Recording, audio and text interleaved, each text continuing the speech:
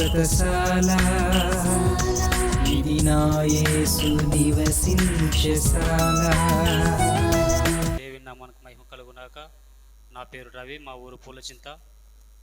నాకు గుండెలో దడ ఆయాసం ఉండేది. మంగళవారం రోజు అమ్మగారికి వచ్చి అమ్మగారిని అడిగితే 7 వారాలు తిరగమనంది. 7 వారాలు తిరగగా నాకు స్వస్థత కలిగింది.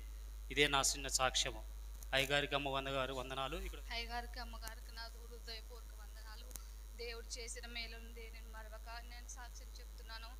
ఒళ్ళంతా ఒకటే వాపులు, నిద్రించి పడుకొని లేచేసరికల్లా నా ముఖమంతా నేను అంత ఊపికిపోయేదాన్ని. ఎస్సయ్యా నాకెందుకయ్యా ఇలా సృష్టిస్తున్నామని ఎంత అలజడితో భయపడిపోయాను. కానీ ఎందరో ఎన్నో భయాలు చెప్పారు. మా గేర్లు ఎందరో ఈ సేలకు తిరుగుతున్న తండ్రి, నన్ను స్వస్థపరిస్తే నేను నీ సన్నిధానానికి నడుస్తానని అనుకున్నాను తండ్రి. ఏ అపాయము లేదు, నీకు ఏ జబ్బు లేదని చెప్పగా నాలో ధైర్యం వచ్చి 5 వారాలు తిరుగుతుండగా తండ్రి, నాకు ఏ రోగము లేకుండా ఏది లేకుండా నన్ను దేవుడు దీవించి ఆశీర్వదించినందుకు దేవునికి వేలాది వందనాలు, స్తుతులు, స్తోత్రం. అయ్యగారికి అమ్మగారికి వందనాలు. దేవునికి వందనాలు, అయ్యగారు అమ్మగారికి వందనాలు. నా సాక్ష్యం ఏమంటే, నా కుమారుడు నంద్యాలలో చదువుతున్నాడు. నా కుమారుడు లేప కావాలమ్మా అంటే నేను కంతుల మీద తీసుకొని 40,000 వేసాను. నా కుమారుడు వాళ్ళు బుక్ చేసినారంట, వాళ్ళు తెస్తారులే 2-3 రోజులకి అన్నారు. నేను ఎంతగా బాధపడాను. దేవా, నా కుమారునికి ల్యాప్ బుక్ చేసినంట, ల్యాప్ వద్దకు వచ్చినట్టయితే నీ సన్నిధానంలో వచ్చి సాక్ష్యం చెప్తానన్నాను. దేవుడు అనుకున్న క్షణమే నా కుమారునికి, అమ్మ నాకు ల్యాప్ వచ్చింది నా దగ్గరికి అన్నాడు. దేవుడు నా పక్షాన ఎన్నో మేలులు చేసినట్టు దేవునికి వందనాలు. మరి నా పనులను బట్టి నేను ఎంతగా వెనకపడాను. మరి సాక్ష్యం ఏమంటే, మా అన్నలు పత్తి వేసుకున్నారు, అక్కడ పనివారు లేరు మాకు, అక్కడ ఎవరన్నది ఉంటే నువ్వు పంపియమ్మ అన్నప్పుడు, దేవా నీ సన్నిధానం వచ్చి నేను సాక్ష్యం చెప్తాను. వారు పత్తి మంచిగా మేము పనివారందరూ వెళ్ళి మా ప్రయాణంలో నీ ముందుండి నడిపించినట్టయితే అనుకున్నాను. మా ప్రయాణంలో దేవుడు ఎంతగా సఫలం చేశాడు. మరొక సాక్ష్యం ఏమంటే, నా కుమారుడు తిరుపతిలో ఉన్నాడు. నా కుమారుడు తిరిగి మొన్న దినంలో వచ్చాడు. దేవా నా కుమారుని క్షేమంగా నడిపించినట్టయితే నీ సన్నిధానంలో సాక్ష్యం చెప్తాను అనుకున్నాను. దేవుడు నా కుమారుని కన్నా క్షేమంగా నడిపించాడు. మా అక్క నా కొడుకును నొప్పిందన్నప్పుడు మా అక్క ఎంతగా బాధపడిందాక నేను అనుకున్నాను, దేవా నీ సన్నిధానంలో వచ్చి సాక్ష్యం చెప్తానన్నప్పుడు మరి అక్కకు ఫోన్ చేస్తే, అమ్మ నాకు దేవుడు ఎంతగా మేలు చేశాడని మా అక్క చాలా బాధపడినది. దేవుడు ప్రతి సాక్ష్యాన్ని నేను అనుకున్నాను, ప్రతి క్షణమే నన్ను ఎంతగా దేవుడు దీవిస్తాడంటే అంతగా దీవిస్తున్నాడు. నా కుమారులు ఫోను జల్లి ఎత్తుకుంటే కానీ అనుకున్న క్షణమే వాళ్ళు ఫోన్ ఎత్తులాగా నా దేవుడు నాకు సహాయం చేస్తాడు. ఇంకా నా కొరతల్లో, ఇరుకుల్లో, ఇబ్బందులు ఉన్నప్పుడు దేవుడు నన్ను ఎంతగా వెచ్చించాడంటే అంతగా వెచ్చించాడు. దేవునికి వందనాలు, అయ్యగారు అమ్మగారికి వందనాలు. గుడికెళ్ళు. నా పేరు శాంతమ్మ. మేము సుగ్గికి వలసకి వెళ్తేప్పుడు అమ్మగారితో ఎక్కడికైనా వెళ్ళి మేము అమ్మగారితో ఫస్ట్ ప్రార్థన చేసుకొని బయలుదేరుతాము. అమ్మగారు మేము సుగ్గికి వెళ్తాము అంటే సరేనమ్మా ప్రార్థన చేస్తాను ప్రార్థన చేసింది. మరి అమ్మగారు ప్రార్థన చేసిన ప్రకారమే మాకు పోయిన వారందరికీ మంచిగా అనారోగ్యాలతో వచ్చాము. మరి ఇంకో సాక్ష్యం ఏమంటే, మాకు ఈ చేనులో నావేం ఉసిరి పిల్లలు చెట్లకి ఎక్కిందట.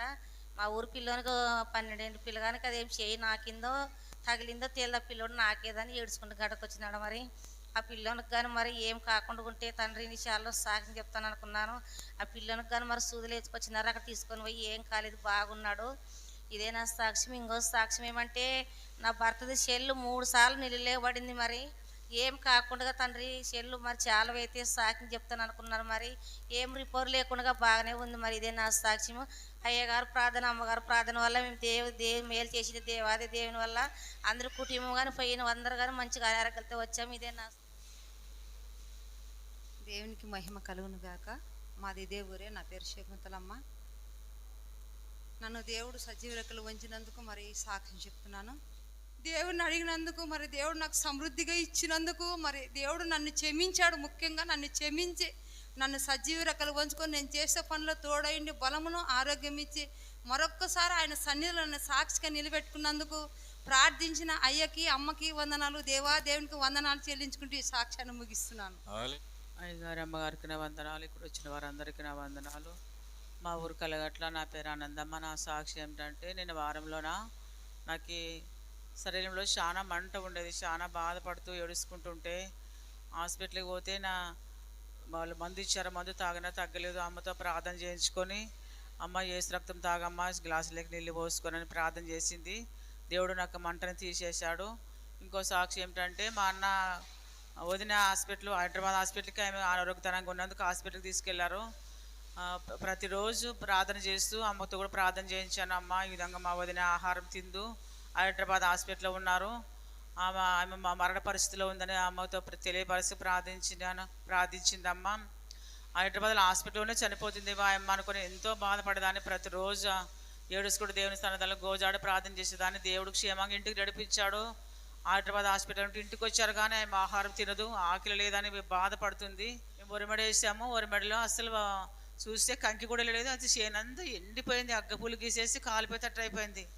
ఎట్లా ప్రభా, నా భర్త ఏమో అప్పు కోసి ఒరిమెడేసాడు, కొడుకులేమో ఎవరు వద్దు వద్దంటే ఇంకా ఎట్లనైనా నష్టపోతామేమో, అప్పులు మేము ఇద్దరు పని చేయని వాళ్ళమే ఎట్లా కట్టాలా, నష్టపోతానని నేను చాలా ఉసుకు తీసుకెళ్ళి ప్రార్థన చేసి పొలంలో చల్లాను. దేవుడు మంచి పంటనిచ్చాడు. ఇంకా బియ్యం ఒడ్లు పట్టి లేదు. నేను దేవుని సన్నిధానికి కానుక, తండ్రి నీ సన్నిధానికి కానుక బియ్యం ప్యాకెట్ తెస్తాను, మంచి పంటనిచ్చి ప్రార్థన చేసుకున్నాను. ఇంకా ఒడ్లు ఇంకా మిల్లు ఆడించలేదు కాబట్టి తేలేకపోతున్నాను. దేవుడు మా చాలా ఉసుకు చలి ఉండగా మంచి పంటనిచ్చినందుకు దేవుని కృతజ్ఞతలు, వందనాలు.